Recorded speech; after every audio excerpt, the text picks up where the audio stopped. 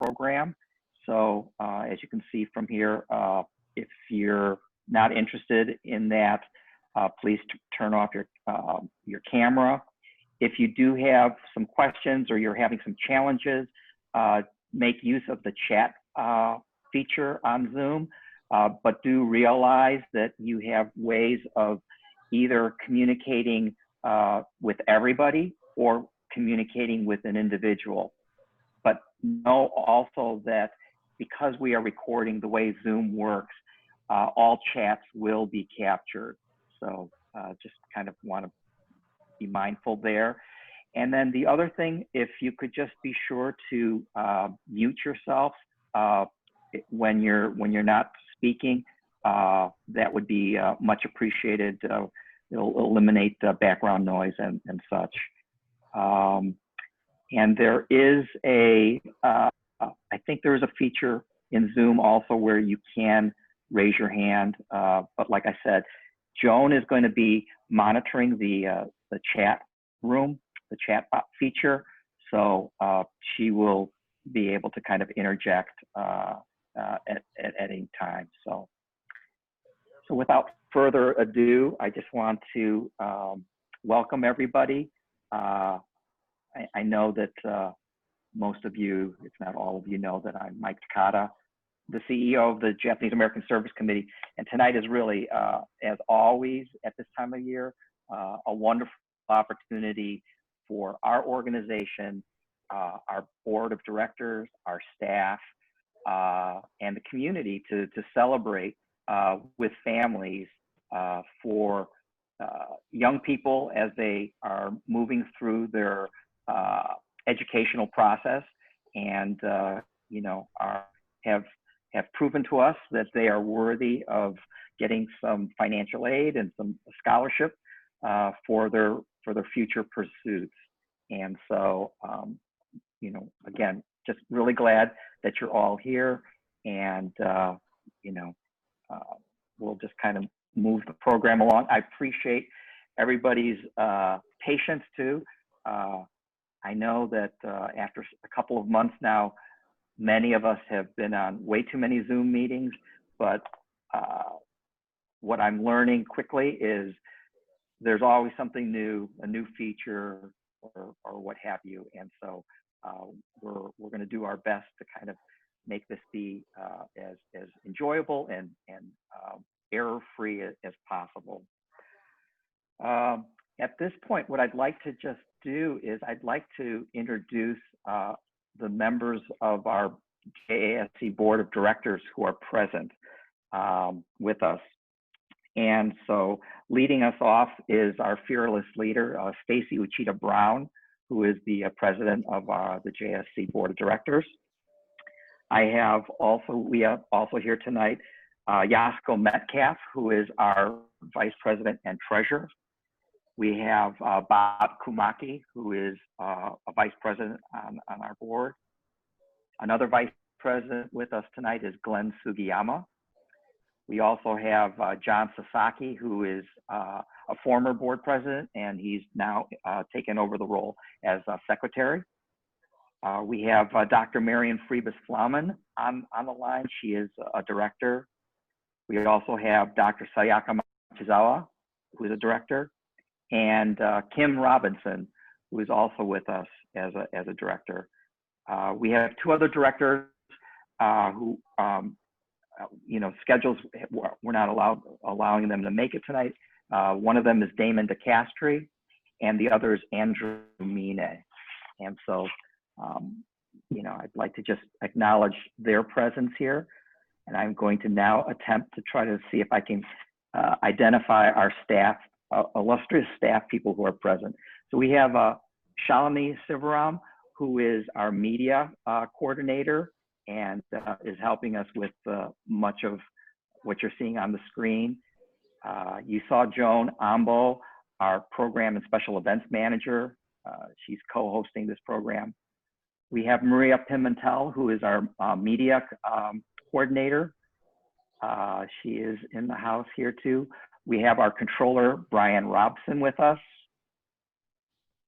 We have our cultural and community Coordinator Kei Kawaguchi on the line as well.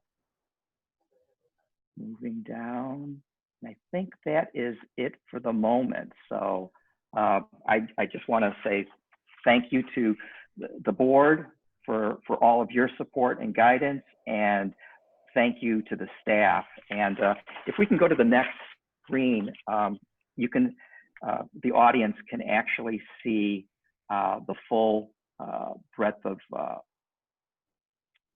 oh, I'm sorry, you know what, you're right.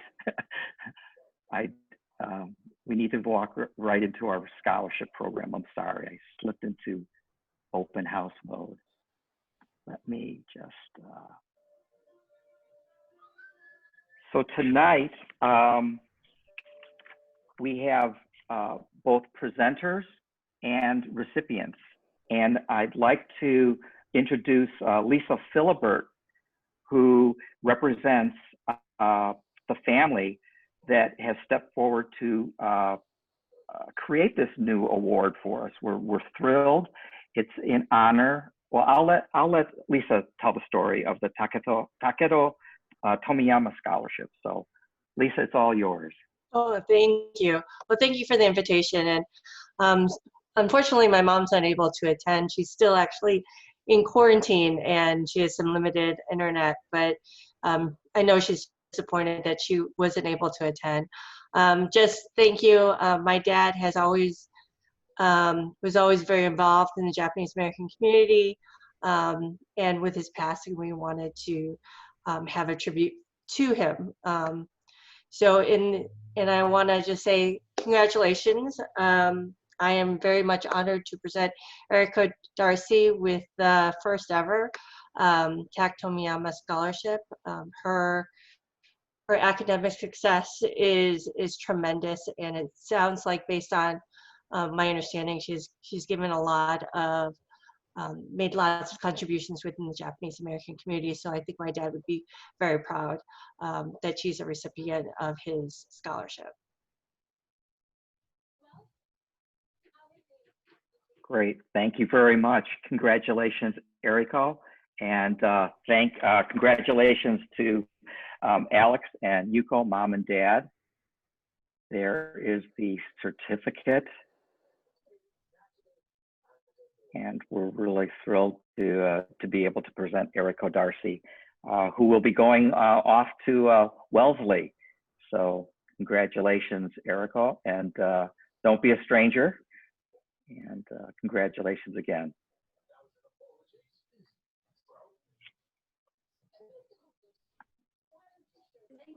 Thank you very much. To make sure everyone could hear me. Yes.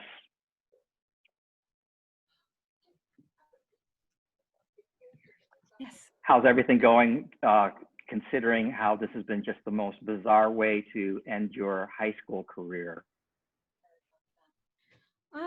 It's definitely been bizarre, as you said, but I think, I think I can definitely learn a lot from this. How can I communicate better with people? How can I make stronger connections? And I'm hoping to sort of be able to build off of the skills I've made throughout my time in high school and be able to apply them better in college. And, it's such an honor to have been the recipient of this Tomiyama Scholarship. And I just want to say thank you very much to JASC, the scholarship committee. The organization has done a lot for me. I remember being a part of the Tampopo program when I was a little kid, when I was a little girl, and also going to the Holiday Delights throughout my youth. So I just want to say thank you to JSC as an organization, and it's really an incredible honor for me. So thank you very much. Great, congratulations again. Thank you. Okay. So our next award will be presented by Dr. Marian Plowman, who is one of our directors on the board, and she's also part of the scholarship committee. So Marian, I will turn the mic over to you.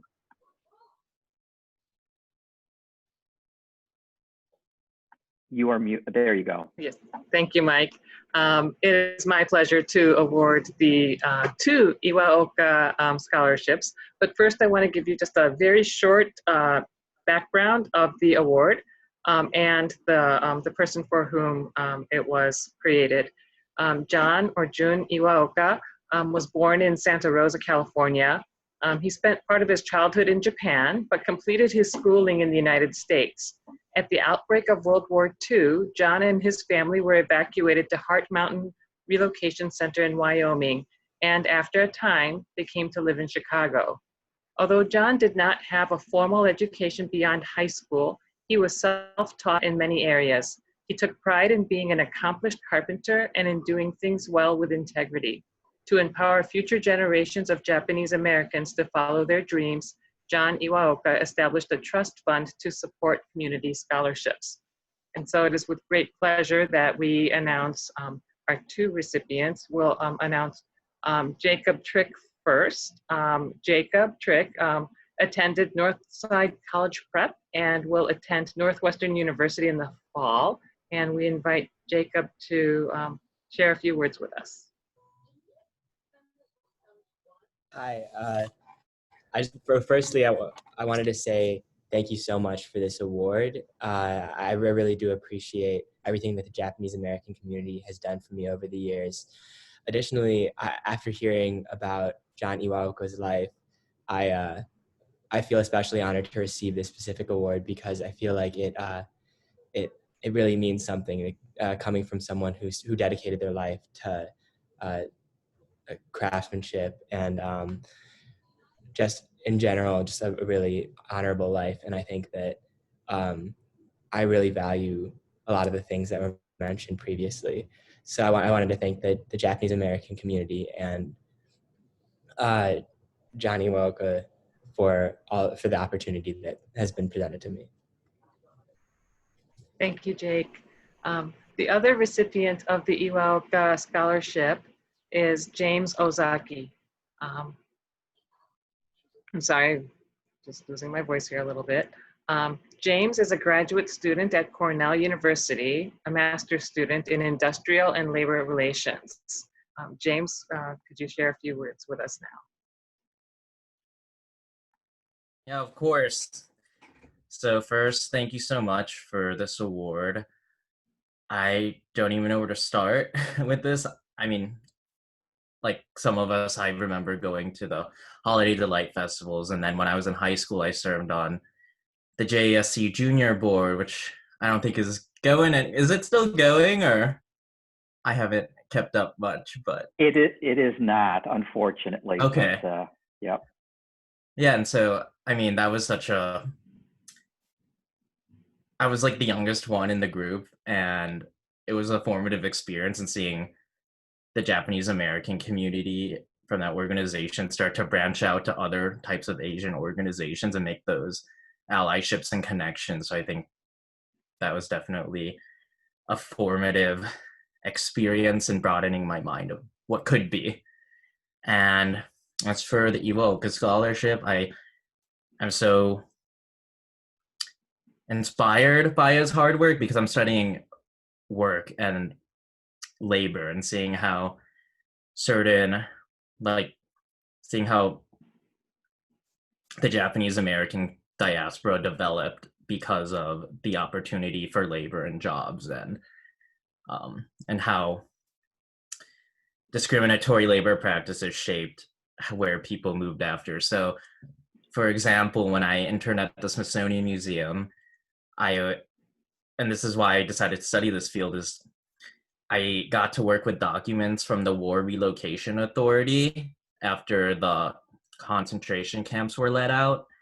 And they were asking California farmers, are you willing to hire Japanese Americans out of camp? And some said, yes, we'd love to hire Japanese Americans. Others were no. And seeing how my family ended up from California and Chicago, possibly attributing that to non-inclusive labor practices made me want to go into this field to also shape our history from the perspective of creating better labor practices for future generations. So really appreciate this, and especially it's so helpful with the passing of my father in the last recent years. So I just appreciate that, you know, the Japanese American community got my back.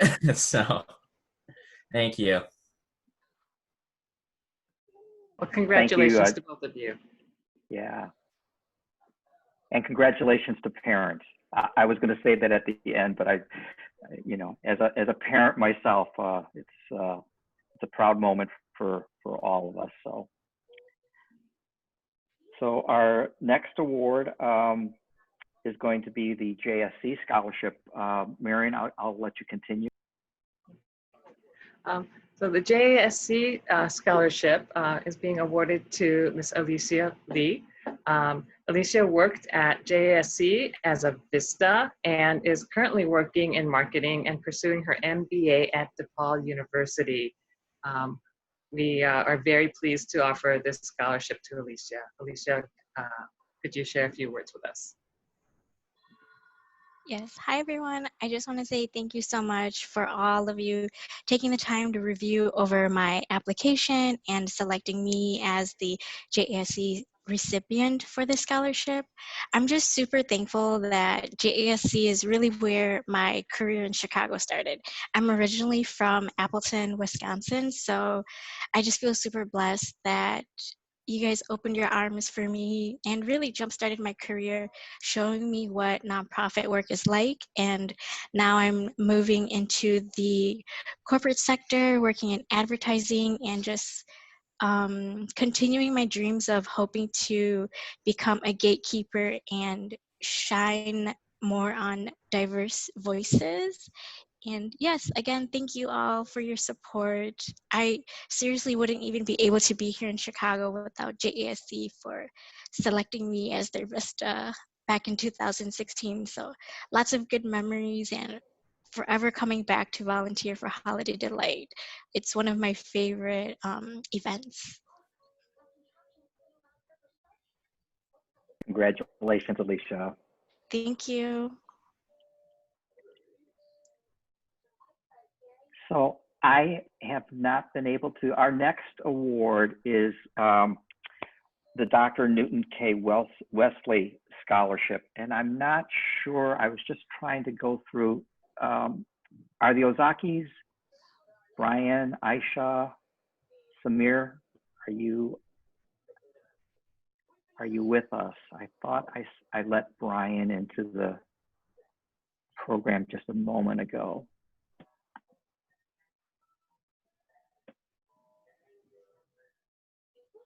Okay, maybe not.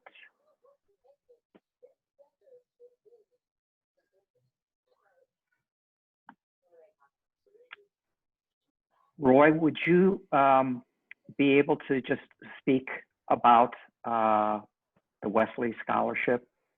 Sure. So I'm Roy Wesley, Newton Wesley's second son of a family of 7. My brother and I were products of his first wife, Cecilia, who unfortunately passed away early at the age of 56. And my dad remarried and spawned another family of 5 children, and they were about the same age as my kids. So it was a little bit of an unusual circumstance. But Newton Wesley began a contact lens company in the United States, and it became here in Chicago, and it became the country's largest contact lens manufacturer during the 50s and 60s, just before the advent of the soft lens market. And he was instrumental in creating an industry and popularizing the whole concept of having contact lenses be part of our culture. So I'm writing a book which hopefully will be at the publisher's desk in about a week or 2 at the latest, keeping my fingers crossed after 7 years of finalizing everything. And hopefully his story and accomplishments of doing the development of his company will be in that book. Our family has been part of JASC for 4 generations. That includes my grandmother, who came from the camps here to Chicago and was always involved in the organization, and particularly for the bazaars or the Kodomo Matsuri, events that we have now. It's, as I say, it's always been part of our life, and so it's an honor to be able to have a scholarship being presented in honor of my dad, who passed away in 2011 at the age of 93. And he had a ripe and very full life, and it's wonderful to be able to have this scholarship to remember him and the work that he's done. And it's particularly interesting because Samir apparently is going into biological sciences in California. And I myself was a cell and molecular biologist in one part of my life, working out on the East Coast with Pfizer. And it's nice to see someone who's going into the biological sciences, which is something I think that our culture really needs more of, and more science to help prevent the kind of cultural dumbing down of our society that's going on. So I hope that I can meet Samir someday and have a conversation to discuss what his plans are and how he's doing, and to stay in touch. Thank you, Michael. Great, thank you, Roy, and please extend our thanks to Vicki as well, and look forward to seeing you all hopefully sometime soon. So that concludes the presentation of our scholarships, and as I had interjected earlier, I'd like to also congratulate not only these fine young students, scholars, but also their families, their moms and dads. It was nice to see. I saw Bill and Julie Marita, Bill Trick in the background when Jacob was speaking. It's nice to catch eyes on people. So you know, we will get you your certificates as well as your scholarship checks in the coming days. So once again, congratulations to you all. Don't be strangers. I just don't think that's going to happen, because as you heard, so many of these people have literally grown up through the service committee. So look forward to continuing the relationship going forward. So thank you.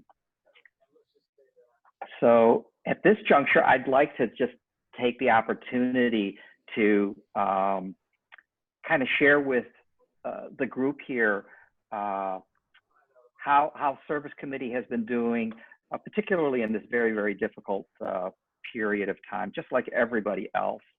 And so we have historically, after this, the scholarship program, presented this open house. And so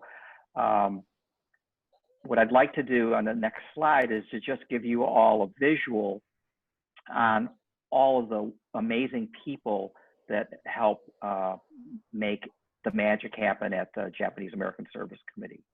So that's the next slide.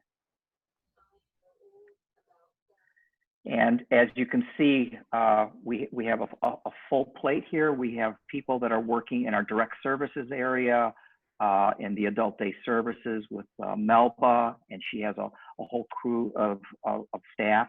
Now, while that program has not been in operation since mid-March with the closure, the whole crew has been staying very much in touch with our clients. We're delivering meals on a regular basis every week. And for those who need assistance with medication, Melba and Tess as nurses are going out and continuing to provide services in that area. I skipped over Brian Robson, who is our controller. But you know, Brian has joined us and he's on the line as well. Our home support service area is led by Sordaline Key, and I'm struggling to think exactly how many. I believe we are up to about 70 homemakers on staff, providing services to close to 100 different clients. So that program was deemed early on as an essential service. And so Sordeline and her crew have been very busy this whole period and really going nonstop. Joan Ambo is our program and special events manager, as I mentioned. Kei Kawaguchi, who is our cultural and community affairs coordinator. We have Naomi Negi-Tran, who is in Japan at the moment, tending to a family matter. She is one of the co-founders and the current program manager for the Tampopo Kai program, our bicultural, bilingual preschool program. And then we have a couple of teachers, several teachers here who are helping our newest program, and it's the Donguri Kai, which is a Japanese language, conversational Japanese language program for youngsters who are now into their elementary school years. And so Kaori, Yuri, and Minako have been teachers helping with this program. We're now into our second semester, and they've been doing an amazing job. Keiko Takanaka is our Gen J language specialist, and she just returned to Japan, but has been here for almost 2 years, helping promote Japanese language education in the Midwest. And Keiko was an amazing contributor to service committee and the community. We have JJ Uenton, who is our community outreach coordinator, currently focused very much on getting out the count for census, but also helping us with community outreach in general in both the JA community as well as the Asian American community. Maria Pimentel is our multimedia coordinator and has been doing amazing work helping with our oral histories and videotaping and editing and putting those documents all together, as well as a number of other side projects. And Maria has been a big help. Shalini Sivaram is our media coordinator, and like Alicia, came to us as a Vista worker. And once her service ended with Vista, we were able to use her services and skills in helping us in social media. And so Shalini is helping with the background and the slide presentation, so I don't have to be struggling here. So thank you, Shalini. Ryan Taguri, who many of you know, is our database specialist, but also has expanded his roles and responsibilities to help support Sordeline in the home support services area. And so Ryan has been with us, and we're glad to have him. And our receptionist is Yuki Scroggins. She is actually a minister by profession, but is able to give us a couple of days of work helping man our front desk. And so we appreciate Yuki's skills. So moving to the next slide. I just wanted to kind of talk to you about, the different core values that, we find ourselves basing a lot of our work from. And so the first one is called Kero no Kokoro, and it's about respect for one's elders. And, how that plays out in the service committee's world are, the direct services, things like adult day services, our home support service program, and our out of the house program.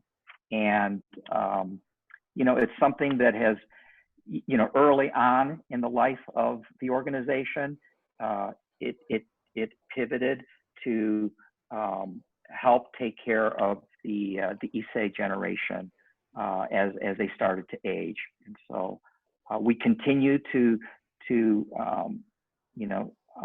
believe in this core value, and this is how we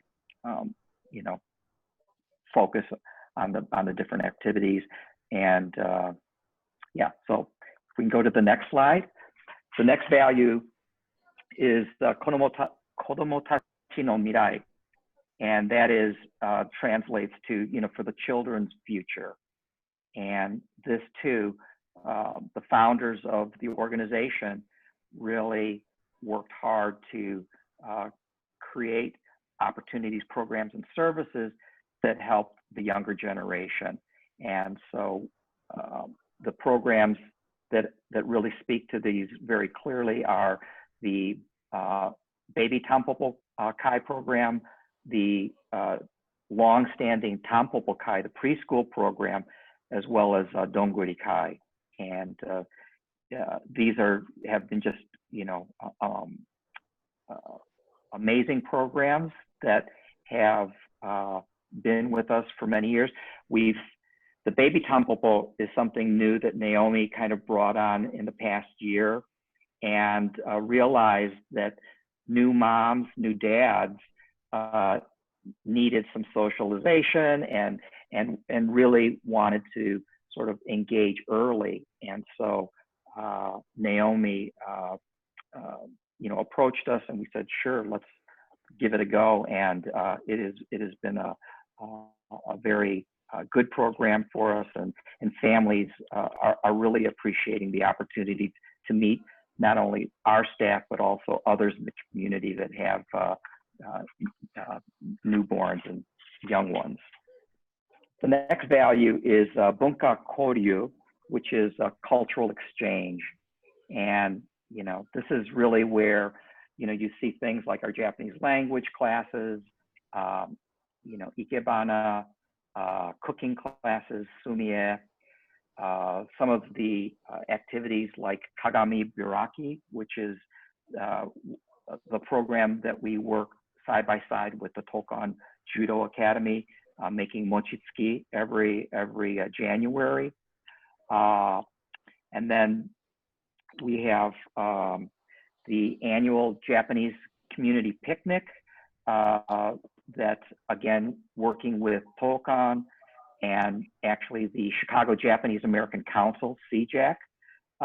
We all collectively have worked hard to resurrect, because I know my parents, when they were young and before kids, they went to the JASC sponsored Japanese American community picnics, and so we're very happy that this has come back and has grown again in popularity.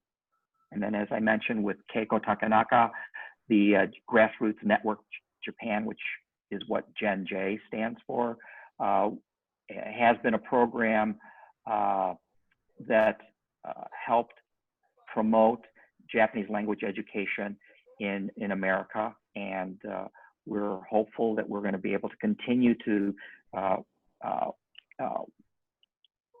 work in this space, given the fact that we have lots of experience in various levels of Japanese language teaching and learning through the service committee. And then the last value, but not the least, is Shimeikan, which is having a sense of mission, sense of purpose, legacy, and that is our Legacy Center space, where we do programming such as our Memories of Now series, where we bring in speakers to talk about books that they've written, experiences that they've had, and for all different aspects of community. And we're very proud of that program. We work very closely with other local organizations in the city. JCL Chicago chapter comes to mind, as well as the Chicago Japanese American Historical Society. Other programs where we are moving our cultural heritage forward, is working actively with the Chicago Cultural Alliance, which is a coalition of community organizations and historical societies, museums, and we participated last year in their program called Inherit Chicago, and where they are bringing multicultural communities together to share the richness of our communities with the larger Chicago community. And then there have been presentations that continue year over year with the local universities as well as the high schools. And so we as an organization continue to serve as a resource, as well as speaking with students and teachers about our history, about our culture. And then the Oral Histories Project continues. It really came back strongly with the Then They Came For Me exhibit in 2017, but we have been able to sustain and work in this space and continue to capture more and more histories from families, and we're not going to stop, and we're very excited about this work. Most recently, a documentary was put together called Resettled Roots, and we do have a Vimeo link for that, which we can share. We're also, though, thinking about ways to be able to share this wonderful piece of materials that, again, a lot of it originated through the Then They Came For Me, but many of the interviews and content developed after the exhibit. And it's currently, pre-COVID, Maria Pimentel has been submitting it to different film festivals, particularly Asian American film festivals, and we are seeing a degree of success. The only challenge right now is we were only able to actually physically be at the Nichibei Shimbun out in San Francisco. They did a 2-day film festival pre-COVID. Maria and Anna Takada, my daughter, who worked together to put this piece together, this documentary together, they were able to actually go to the film festival. We were also we were accepted into the Asian American Showcase here in Chicago, but unfortunately that program typically runs right March and April. But at some point we'll be able to debut the film at the Gene Siskel Theater for the larger community. So those are the things that we've been doing, and I just wanted to kind of share a little bit more in the details of sort of what we were kind of focusing on for this most recent fiscal year, which ran from July 1st of 2019, and it will be ending tomorrow, June 30th. And, we've had and it's really a testament to our team. The home support service area literally grew by almost 60% year over year in just the number of clients that they're working with, the revenues that they brought in, and the homemakers that we have now on staff. It's just a very much growing and much needed program. The Adult Day Service program, even with having to close our doors in mid-March, it's looking like as of June 30th, we will probably be running about 20% ahead of what we were looking at the end of June 30th, 2019, at the end of the last fiscal year. So adult day service program has done well to get more clients, bring in more people, and have a higher census in general. We have been, as an organization, looking to figure out how to create new space for the organization and the community. The building that we occupy currently, we moved into in 1970, and we're kind of, as big as it is, we're kind of constricted by growth. You know, our growth is constricted by the fact of how it's laid out and sort of the age of it. So we have been, the board, the staff have been working to figure out some options, and so we're moving that project along. It's a big endeavor, but this year, you know, we are feeling optimistic that we're getting a lot closer to being able to have a viable opportunity to create new space. And I'm staying vague in this. I've mentioned this before. I don't know. The skies have just opened up. I don't know if that means a new building, a new space on our current location. Is it going to happen someplace else? We haven't sort of closed the door on anything, and I'm really optimistic that we will have some more concrete news to actually share and invite the community to kind of help us on this new journey. The Legacy Center did really, really well to continue to establish itself as a viable repository of important information about the history of the Japanese American experience, particularly in the Midwest. And so we're constantly being brought into projects from the West Coast and the East Coast to you know, serve as a resource or participate in larger programs. So we don't see that stopping at any time anytime soon. And then identifying opportunities to expand. I think that has also been moving in the right direction, but like so many others of us, the COVID really has turned everything upside down, right?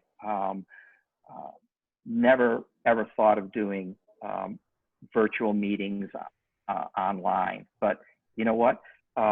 It's really sort of the future in a lot of ways, given the uncertainty.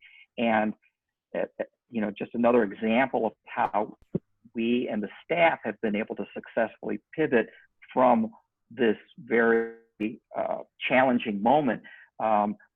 Even the preschool program and our youngsters Japanese language class switched over to online, and all of a sudden we're now finding participants like from New York, Texas, California, as well as our core local people. So, you know, it was just sort of like, wow, this is actually very interesting that we're actually able to engage more people in the activities that we're providing. So I'm challenging the staff to continue to think of new ways.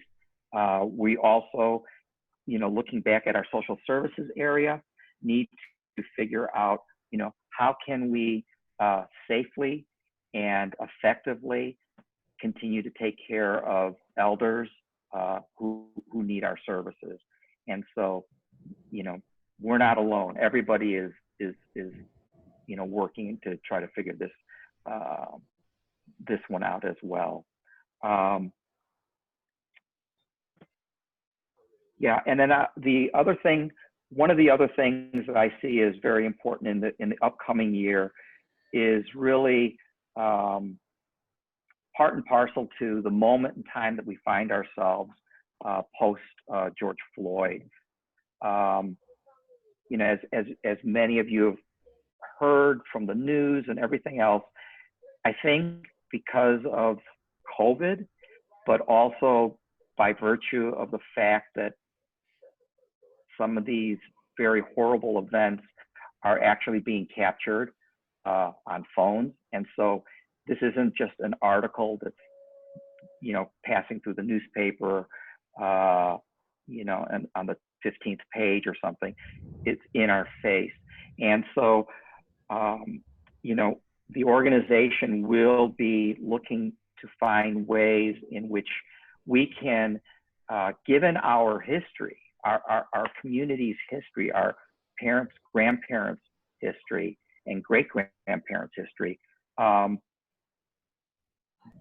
join in the conversation and the struggle to achieve social justice in our society. Because I think at the end of the day, that's really, I think, the essence of what is transpiring right now. That, you know, like it or not, racism is how and why the incarceration experience happened. If we didn't have racism, I would argue we wouldn't have had camps, and all of the other societal ills or challenges that predominantly people of color face have at its core just this essence. And I think many people, many organizations are finding that this is a moment that we need to lean into. And, you know, given our history, as I said, I think we can, you know, be allies, be a resource, but also be a voice, right? Because we've experienced versions of being at the wrong end of sort of the way society has just been structured. So looking forward to seeing how that plays out. You know, the Japanese American community, when the Muslim ban came out back in, 2016, you know, the JAs came out full force saying that, no, you know, putting people in camps or restricting people based on their race and ethnicity is not okay. It happened to us. And, you know, we as a community step forward. And I see it as important for our organization to not sit on the sidelines and have other people sort of carry this forward. We need to be right there too. So I guess at this juncture, you know, I'd be happy to entertain any questions. I see that we are kind of running up to the top of the hour. I would invite anyone and all of you to reach out to myself, to members of our board of directors, to our staff. You know, we are here for you, and you know, we're very excited about what we're doing, and I want to thank you for listening to me, and I want to also congratulate the scholars, their families, and everybody who helped put this all together. We have an amazing team at the Japanese American Service Committee, and I think it shows. So thank you very much, everybody. At this point, I'd like to, if Stacy, if you don't mind, can I just kind of hand it off to you? And Sure. No, thanks, Mike, for just giving me 1 minute here. I know we're almost at the top of the hour, but I just wanted to say a couple of things. But one is, you know, this is one of my personal favorite days of the year, and I wanted to tell you why. And you know, I too have a history of kind of growing up in the Japanese American community in Chicago there, even though I'm, you know, currently living in a different place. You know, Chicago's JA community has always been home to me. So to just hear the stories of, you know, truly passing down, you know, our legacy from the stories of these scholarships, and then hearing kind of the young people talk about their experiences in the community and what they plan to do, taking some of that forward is really rewarding for, you know, Mike, the JSC, the staff, the board, and myself personally. So thank you to the families, you know, for all the support that you've given to these young people, and, you know, thank you to you young people as well for, you know, continuing to invest in our community and be a part of it, and take that forward with you and continue to tell these stories. So it's personally meaningful to myself. Just wanted to thank everybody. And in closing, just congratulations to all of the scholarship recipients, the parents, Mike, to you and the staff and the board at JSC for all of the generosity and support that you've given to everybody here tonight. So with that, I'll wish everybody a wonderful evening. And again, don't be strangers. We're here to help you, and you know, here to talk you through anything that you need as you guys go into your future. Okay. So with that, I'll hand it back to you, Mike. Thank you very much, Stacy. Really appreciate your leadership and your energy. So good night, everybody. Thank you very much for helping us make this a successful evening. And as I say to everybody, please stay safe and stay healthy. Have a good night. Thank you. Right, thank Thank you. you, everyone. Bye. Bye. Thank you. Bye. Everyone. Good night, everybody. Congratulations. Thank you. Congratulations.